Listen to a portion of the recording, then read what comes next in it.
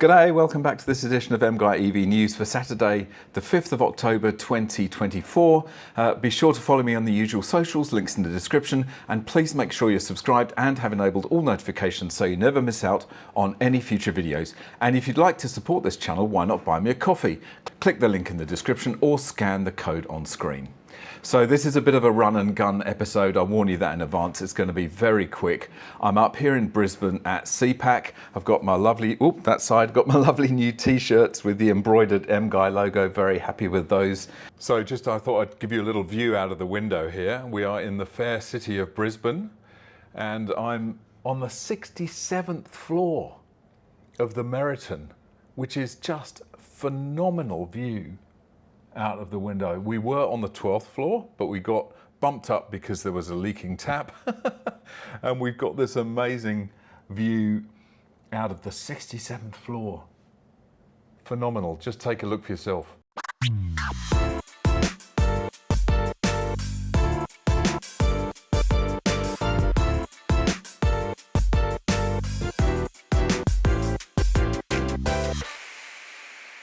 So what we're going to do, we're just going to whiz through a whole bunch of articles. All the links will be in the description, and it's just going to be, let's go crazy for 20 minutes and get through as much as we can. So here we go. So first story, BYD recalling 97,000 top-selling EVs on steering component fault, regulator says. Great. BYD has informed the Chinese regulator it is recalling nearly 97,000 electric vehicles, EVs, for a manufacturing fault involving a steering control unit that could lead to fire risks, the market regulator said on Sunday. The Chinese automaker is recalling Dolphin and OnePlus EVs manufactured in China between November 2022 and December 2023, according to a statement from the State Administration for Market Regulation, SAMR. BYD did not immediately respond to a request for comment. Well, those of you who've seen my videos recently about the quality of stuff made in China, this will be no surprise whatsoever. Stuff made in China is junk, so just steer well clear. And another recall. Jeep urges 194,000 plug-in hybrid SUV owners to stop charging and park outdoors due to fire risk. Who would have thought it? Jeep is recalling more than 194,000 plug-in hybrid SUVs worldwide because they can catch fire with the ignition turned off. Brilliant. In addition, Jeep is urging owners not to charge the SUVs and to park them outdoors and away from structures until they are repaired. Fantastic. This is the future, people. And this one is really interesting because the NRMA is our National Roads and Motor Association or something, and it's an Australian. It's completely woke. It's completely in favour of EVs and all the rest of it. But now they're starting to realise that there might be a bit of a problem. NRMA chief pushes for EV battery testing to be part of roadworthy checks after spate of fires. Electric vehicles should be tested as part of compulsory roadworthy checks to improve safety and lift the uptake of EVs, according to the chief executive of one of Australia's largest insurers. NRMA chief Julie Batch said busting EV myths was critical if the nation wanted to encourage. What? You've just said the batteries are catching fire, and now you're saying, oh, we need to bust EV myths. That is just confirming one of the myths, for God's sake. While EVs have consistently doubled their market share annually, rising from 1% of new car sales in 2020 to 8.5%. This is the Sydney Morning Herald, of course, so it's completely woke. It stagnated at 8.4% this year. A Deloitte report published in January has projected 43% of all new passenger vehicle sales in a decade will be EVs, not in a million years. We see a very similar sort of frequency of fires in cars and EVs as we do in ICE vehicles. Now that's an interesting admission. Nobody's ever admitted that before. It's always, oh, they're much less likely to catch fire. However, when that battery does catch fire, the car is often damaged to a greater degree because the battery is that much bigger. Yes, and it's going to completely screw with your insurance premium. So it's probably going to screw with everyone else's insurance premium as well. There's another story about insurance coming up later, so stay tuned for that. So news from the UK, none of this will come as any surprise to regular viewers of this channel. UK needs to step up to fix worst ever electric vehicle crisis as drivers refuse to switch. Yes, of course they're refusing to switch because they're useless. Sorry, I've got the dishwasher going in the background if you can hear it. Apologies for that. Only 17.2% of cars sold in the UK this year were electric vehicle. The new Labour government's ambitious targets for zero-emission vehicle sales are at risk of being missed, experts have warned. The drive to net zero by 2050 means that all new car sales will need to be electric by 2030, but this target is too great. But Matt Galvin, UK Managing Director of Swedish car company Polestar, no vested interest there, has criticised the lack of customer incentives, in describing it as the worst in Europe for encouraging the transition to electric cars. What he's saying there, translating that, is we want more government money, please, to sell a product that nobody wants. This is a terrible story from Canada. A lithium battery fire sent toxic gas over Montreal. Are we ready for such emergencies? No, we're clearly not ready for such emergencies. Exposure to high levels of hydrogen fluoride, one of the most toxic chemicals on Earth, can cause chemical burns and other health risks. Yeah, if you ingest it or inhale it, you're pretty much cactus. Residents, chemists and firefighters are raising concerns about prevention and emergency preparedness after 15,000 kilograms of lithium batteries inside a shipping container caught fire at the port of Montreal on Monday. Around 6 p.m. I started smelling something chemical in my place, said Leah Chauvel, who lives about 2 kilometres from the port. Like at 7 p.m, I get a taxi from the city. I thought it was spam. The fire started at 2:40 p.m. About 2 hours later, the city issued a precautionary lockdown notice through landlines to some nearby residents. A reminder alert was sent at 6:51 p.m. 6:53 p.m, the Mercier Hochelaga Maisonneuve Borough posted a warning on Facebook, and the comment section quickly filled with residents saying they were never notified or didn't see the post until much later. Yeah, I mean, when a lithium-ion battery burns, it releases a cocktail of some of the most toxic chemicals on the planet. And, that's why first responders have to have full breathing apparatus to deal with these fires. It's an absolute nightmare. Nobody has thought this through. This is a very interesting story because the myth of EVs being cleaner than regular cars is being totally busted, because although they say, you only have to drive it for a few thousand, no, you don't. The amount of CO2 and other environmental effects that are released from the mining for these batteries and these cars, it outweighs all the benefits. And most of them are being powered by fossil fuel generated electricity anyway, so it's all pointless. Americans increasingly don't believe EVs are cleaner than ICE cars. The number of American drivers who believe EVs are cleaner than ICE cars has fallen over the last 2 years, the report says. Only 58% think EVs are cleaner today versus 63% in 2022, Ipsos found. Even factoring in electricity production and mining from battery minerals, EVs have been proven in multiple studies to be greener overall. I seriously doubt that. The figures are fudged all the time. They ignore stuff. They ignore the recycling of the batteries at the end of their lives. There are more electric vehicles on the US roads than there were 2 years ago, but the number of American drivers who believe EVs are greener than ICE cars has fallen over the same period. Research by Ipsos and shared with NPR found that only 58% of US drivers today think EVs are cleaner versus 63% of drivers in 2022. And that's despite multiple independent investigations by EV companies proving that electric cars are greener. Same old, we've heard it all before, but we may as well go through it. Car makers slash EV prices, suspend production and extend petrol model availability as electric demand wanes. More manufacturers respond to the slowdown in electric cars in 2024. Car makers continue to respond to a slowdown in demand for electric vehicles with a raft of announcements that have added to concerns about the transition to zero-emission motoring. In the last few days, one major manufacturer has announced a fresh round of price cuts across its EV range. Another extended a suspension on production of one of its battery-powered models due to lack of sales.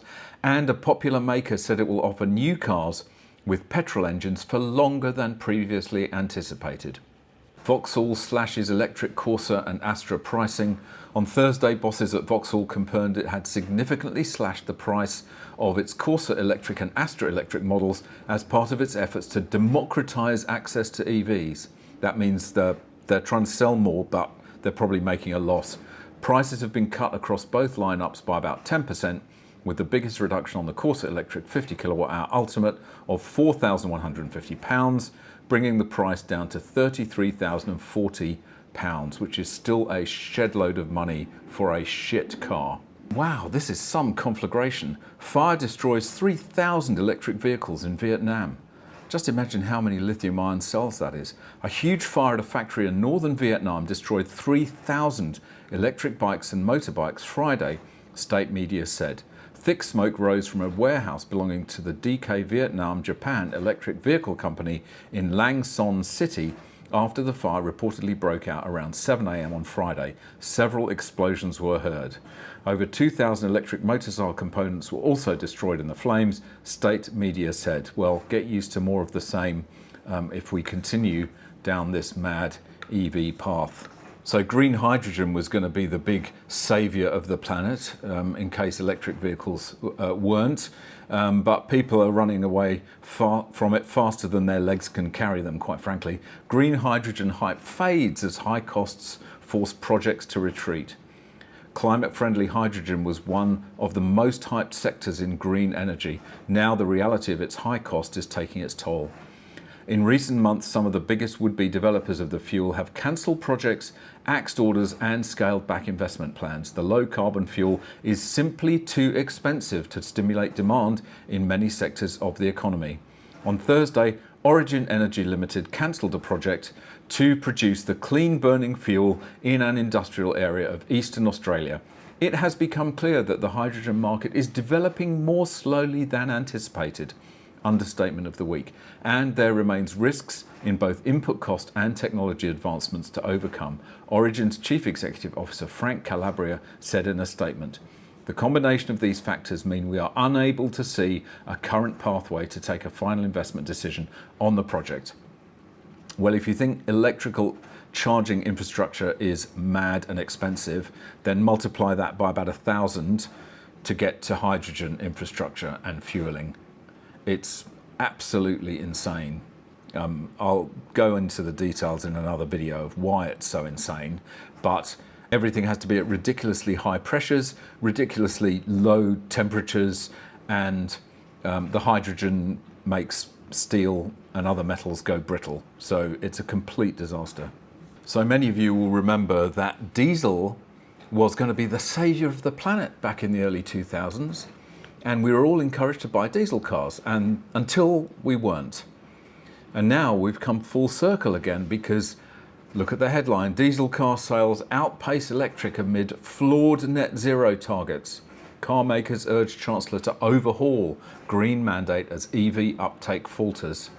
Sales of diesel cars are growing faster than those of electric vehicles, EVs, as money-conscious consumers refuse to make the switch. Top manufacturers including Ford, Volkswagen and Vauxhall have warned the Chancellor. In a letter to Rachel Reeves, the chief executives of 10 major car makers urge ministers to increase subsidies, more money for EVs, or row back on flawed legally binding sales targets, while the latter option of those two is by far the best. They warn that pressing ahead with the regulations, under which those who fail to comply could be hit with large fines, would risk jobs and investment in the UK. Figures showed the number of EVs sold in September, a traditionally strong month for new car sales, grew by 25% to reach a record 56,362. The growth means EVs accounted for 17.8% of new car sales from January to September, up from 16.4% during the same period in January 2023, according to the figures from the Society of Motor Manufacturers and Traders, SMMT.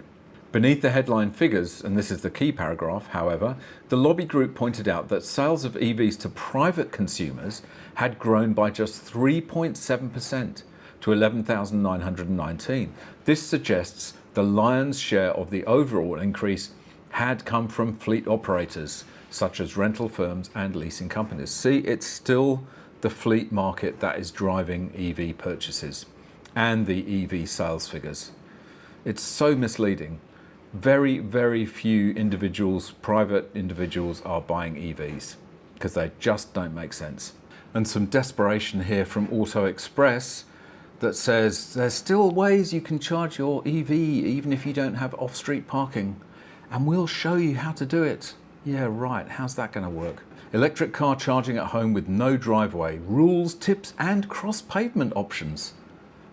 What cross-pavement options? Don't have a driveway? We show you how it's still possible to charge your electric car at home. Electric cars are practically everywhere nowadays. No, they're not. They're really not, Auto Express. What are the cross-pavement charging rules? In a world full of health and safety laws, silly health and safety laws, stop getting electrocuted, you won't be surprised to hear that there are several rules and restrictions surrounding cross-pavement charging. For starters, you cannot simply trail your cables across the pavement in order to plug your car in. Under Section 182 of the Highways Act 1980, it is forbidden to place rope or wires on a public highway unless one has taken all the necessary steps to mitigate danger and/or injury. It's political correctness gone mad. In some circumstances, those wishing to charge their car from across the pavement may also need to seek permission from the local council or authority. Some cross-pavement charging solutions involve modifying the pavement itself and thus require approval under Section 50 of the New Roads and Street Works Act 1991. Finally, unless you have your very own driveway, it's likely you'll need planning permission to install either a wall box or a ground-mounted charger. Well, yeah, all this article does, and you can read the whole thing at the link in the description, is explain how impossible it is to charge an electric car if you don't have off-street parking. You'll be queuing with the great unwashed at the public chargers before you can say Heath Robinson. And finally, we're going to have a gratuitous lithium-ion battery explosion, courtesy of Pepe's Towing Service. Here we go. Despite how small this thing is being, how heavy they are. Oh my God, that scared me. I'm gonna bleep that out because that scared me. Dude, I got that on video. No way, you got it?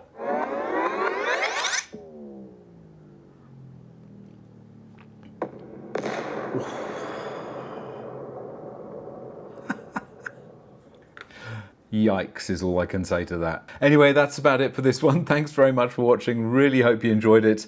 See you in the next one. Bye for now.